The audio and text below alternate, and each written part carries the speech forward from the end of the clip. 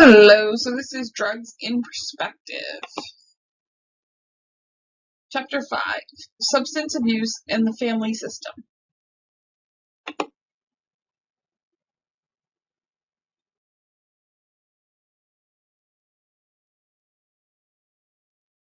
I'd like today to talk about family systems of addiction. The British psychiatrist Donald Winnicott once said, "There's no such thing as a baby." And what he was talking about was that it's impossible to understand a baby outside the context of that baby's father and mother and caregiving environment. Well, as we talk about families and family systems as they pertain to addiction, the same principle applies, where we must incorporate an integrative view if we're going to work with the addict in recovery, including his or her system or family home environment. Now, right away, some people might worry, are you talking about blaming the spouse or the family for the addict's behavior? Or aren't you going easy on the addict? And I would respond by saying far from it, actually. What we're wanting to do is take seriously every possible angle of what got the addict to such behavioral, cognitive, and emotional extremes, as well as resources that could be most instrumental in the addict's healing and recovery process. Now, if enabling is a kind of ignoring of important and undeniable data, then family systems appreciation, to me, is just the opposite. As integral recovery theorist Ken Wilber, who I've spoken about in previous videos, puts it, context is everything.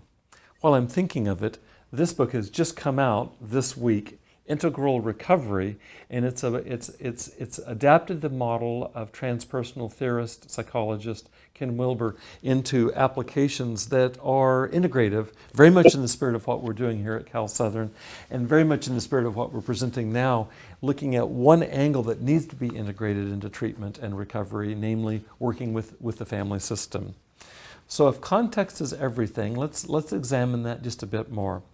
Psychologist Misty Hook in 2012 summarized the research that's looking at the impact of couples and family counseling on outcomes in recovery from addiction, and found out that these modalities, couples and family therapy, actually are superior to individually oriented treatment modalities and also peer group counseling in working with recovery.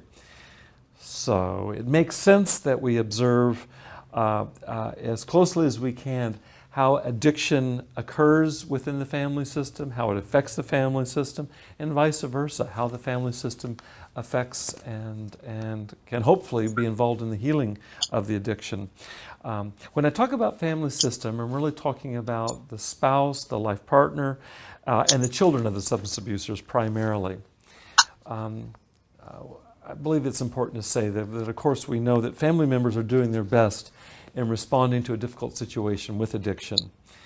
Yet family systems theorists also make note of a phenomenon that's important for us to spend a moment with, namely family homeostasis.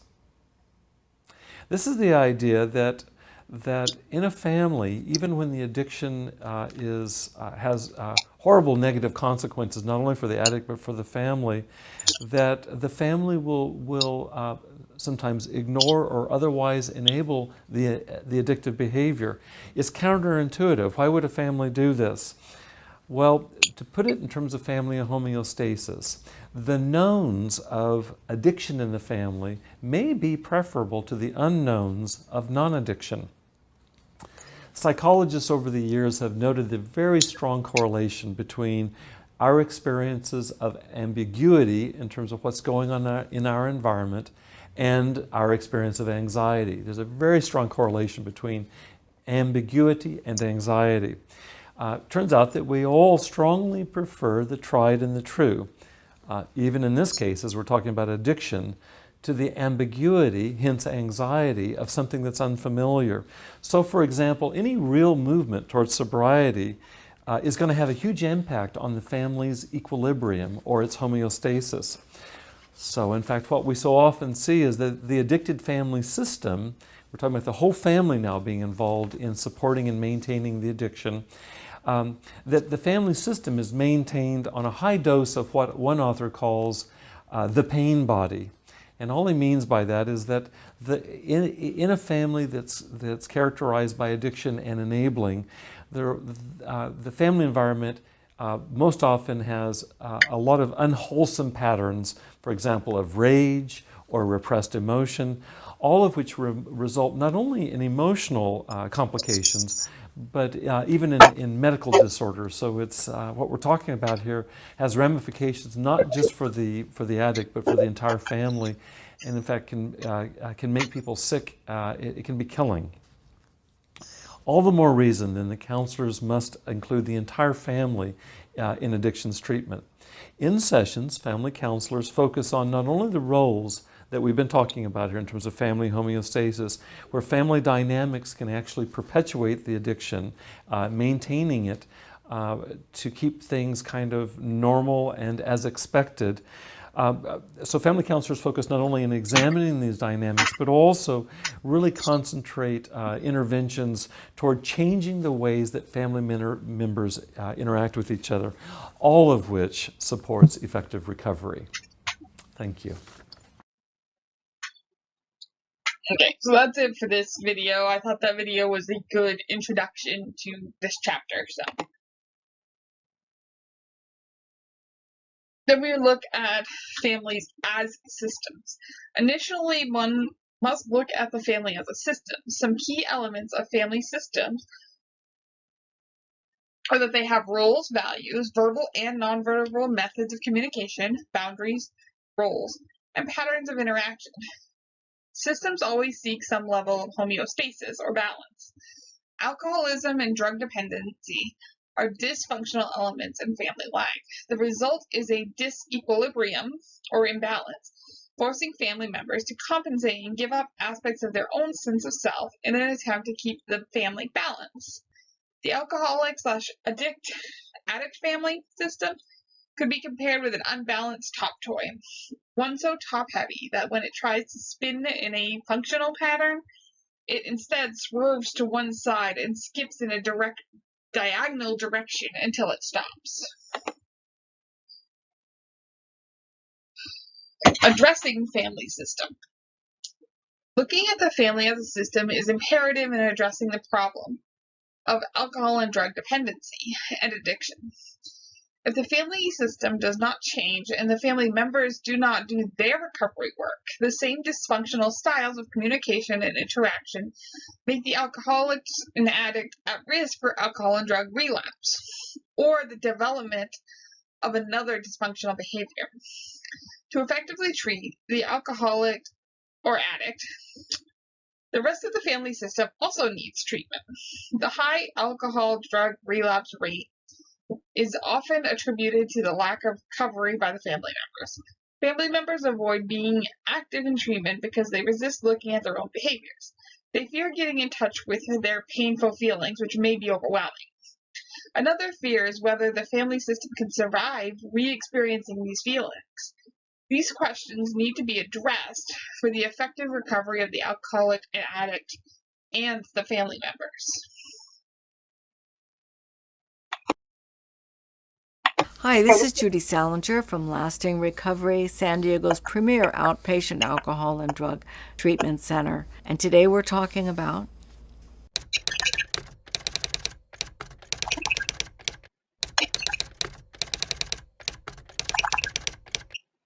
Today I want to talk about the family system and 3 rules that govern the family system when someone is in their addiction. And those 3 rules are don't talk, don't trust, and don't feel. And that is the rules that are governed because of the denial of the addiction. And in the denial system, people are justifying their behavior. They're getting angry. They're minimizing what it is that you see. They're avoiding. They're ignoring. They're having just a lot of anger towards, defensiveness towards the person who is asking them to stop using substances. And so what happens is that the families can't trust what's going to happen next. As people will say, I can come in the house and I can tell already what the mood is. And so therefore I shut down and I either go to my room, I go outside, or I leave, because I know what kind of night it's going to be. And that people come in here that talk about, it's like that's one of the moods when Dad picks up the table and throws it. That's maybe the night when Dad picks up and throws Mom. Okay, it can be, it can get ugly, it can get, violent, police called in, children beaten. I mean, it gets pretty gruesome for the effects of addiction, and many people have lived through it. So to shut down your ability to feel is another thing that happens when people are numbing out. So kids learn to numb out. They stay in their head. They can play video games and ignore what's going on.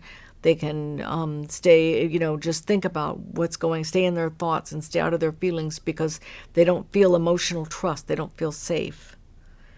And then the rules here of not talking about it, we're not going to mention it. We're not going to say what's going on. We're not going to say, wait a minute, I sense that you're going to drink tonight or that you're drunk and we don't want any of that behavior from before. Remember, we're going to be good tonight with your drinking. That doesn't work either. We can't talk about that. And sometimes just even having a conversation, people will quit talking to their partner because they won't remember it anyway. And so they go on and they develop their own lives. So the recovery process is about talking, trusting, and feeling. And those things are difficult on both sides. Either the family members or the friends have a difficult time with those rules. And the person who has the substance abuse problem who's now free of the active portion of the disease, they still have it, but it's in remission. And they have to begin to learn how to talk because they've not been talking assertively. So they learn and work on, in treatment, a lot of assertive skills so that they can learn to identify what it is that they're feeling, really feeling without the substances, and how it is that they communicate what it is that they need and want and how they appreciate their families. The second thing is about trusting. They have to be able to trust themselves that they're not going to use, and they also need family members to begin trusting. And that's very difficult because family members are scared. They've seen this before. The person has said they're going to stop, and then they don't, and they're unable to. So family members have a difficult time trusting as well. And then the feeling, it takes some time for the feeling just in the brain to come back for the person who has the substance abuse problem. And for others, if they don't feel emotionally safe, they're not going to let down their guard and be hurt again. So it takes a lot of work and a lot of time and a lot of patience for people to get through this and to heal those 3 rules that have been developed in the active addiction space. Thank you.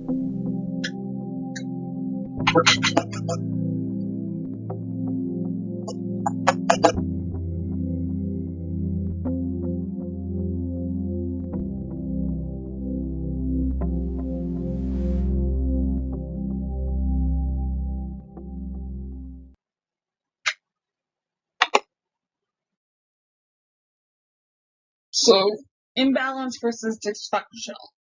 The term dysfunctional is frequently a shame-based negative label with a negative emotional tone. So you want to replace dysfunctional with imbalance. But this is what we are truly looking at, an imbalance in the individual and the family members' lives. So we have the addict's family survivor roles. You have the mascot, the lost child, the scapegoat, the hero, the enabler. Hi, welcome back to Undefined Truth. I want to welcome you to my channel. I'm Rashonda Carey. I'm a licensed therapist, and so I want to give a warm welcome to all my new subscribers. And for those who have been riding with me for this long haul, I want to thank you so much. Now on to the video. As As you can tell by the title, today I'm going to be talking about dysfunctional family roles. Now, of course, before I can talk about dysfunctional family roles, let me tell you what the actual definition is for dysfunctional. The definition for dysfunctional is not operating normally or properly, or deviating from social norms that may be considered as bad. Dysfunctional families typically come from addiction or abusive behavior where a person has to take on one of these 4 roles that I'm going to tell you about in order to survive. Now, at this time, if you're wondering if your family is dysfunctional, then let me just tell you, yes, it is. And I'll tell you why, because you may be saying, well, you don't know my family, you don't know me. Yes, but no family is perfect, just like no one individual is perfect. And so at different points in your life, it may not be physical abuse, it may not be addiction, but there is at least one family member that's dysfunctional. We all got that uncle, we all got that aunt, and most likely some of us have that mother and father as well. The first role that we're going to talk about is the hero.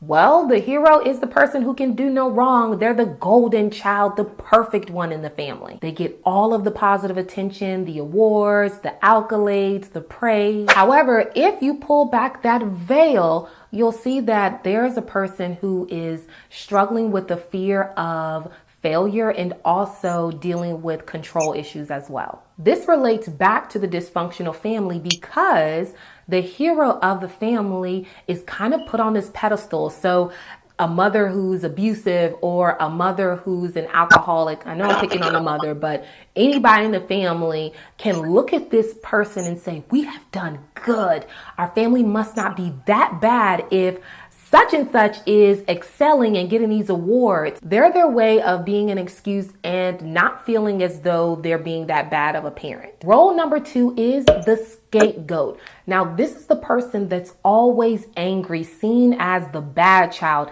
And in contrast to the hero that was the golden child, this is the person that may be considered the black sheep of the family, the person that everybody looks down upon and feels is up to no good all the time. Here we are again, pulling back that veil about what you don't see. And that is someone who's hurt, who's struggling with rejection, full of shame, and maybe even sees themselves as the loser of the family and just doesn't really fit in. This comes into play with the dysfunctional family because everybody kind of can come together to point fingers at the scapegoat. Well, you're the problem of the family. You need to get yourself together.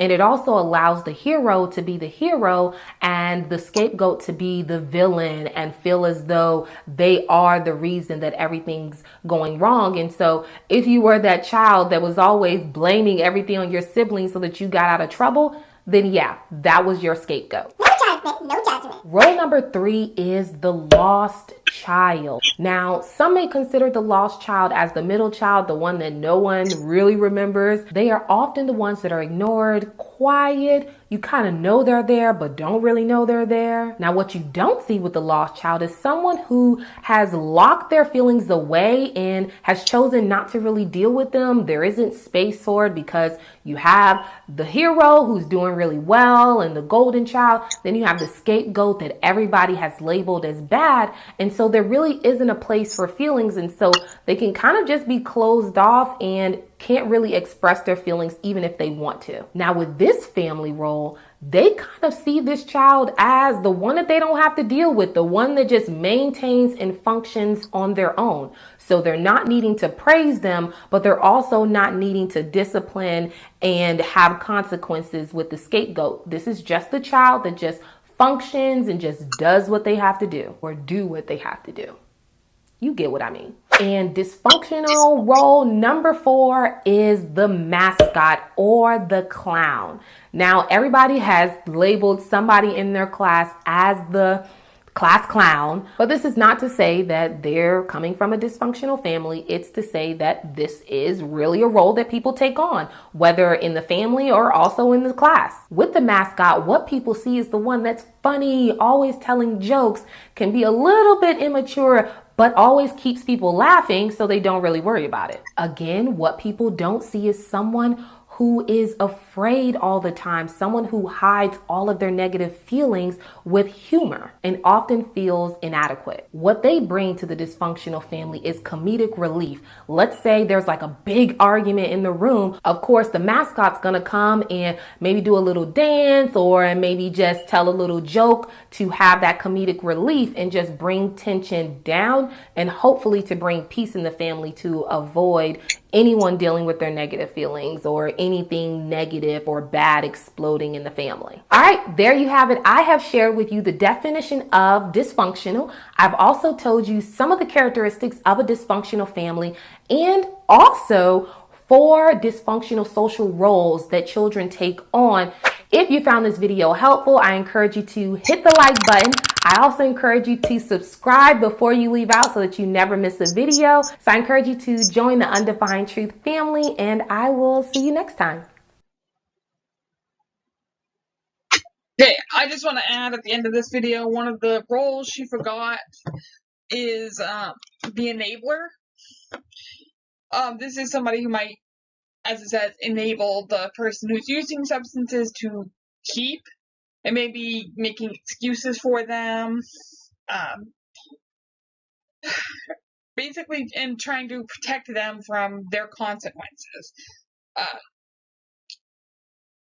I know my dad was trying to help, but I think when I was younger, he did this a lot with some of the choices I made.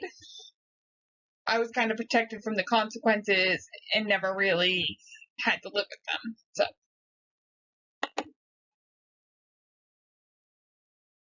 Stages in family recovery from substance abuse problems. The application of the stages for grieving can also be used as a model to describe the stages in recovery for the alcoholic or addict and their family.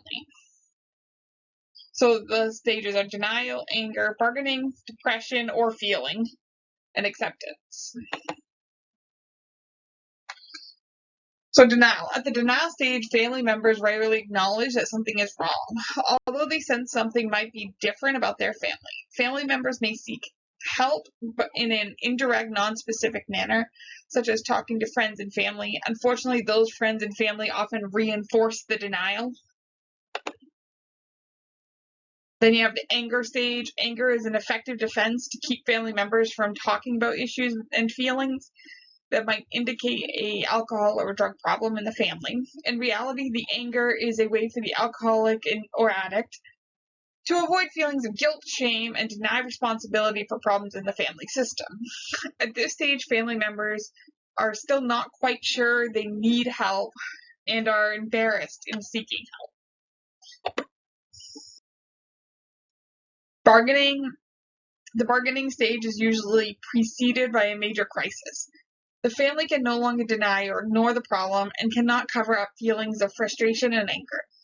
The family is essentially saying, we haven't had enough of this, it is too chaotic. Some common bargains related to alcohol and addiction are, let's ignore the addict's behavior and it might just stop. Let's separate or withdraw from the addict temporarily. And they also avoid deciding, maybe it will get better with time. Feelings or depression. At the feeling stage, family members can no longer deny, cover up with anger, or bargain their feelings away. Many feelings come to the surface and are easily accessed.